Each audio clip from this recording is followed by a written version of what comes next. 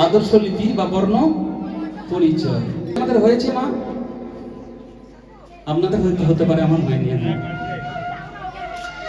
আপনাদের হয়েছে হয়তো, আমার হয় নাই। হয়েছে? তাহলে অ লিখতে গেলে কি লিখতে হয়?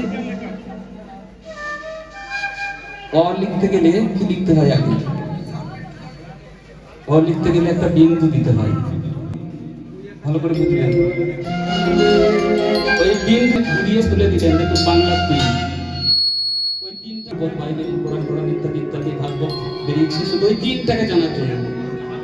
ওই তিনের মাথায় যখন একটা দাগ টেনে দেওয়া হয় তখন আর তিন থাকে না, তখন হয় বাংলার ত। হয়তো তো তয়ের সঙ্গে দন্তন্য যোগ করলে কি হয়? অ হয়। অ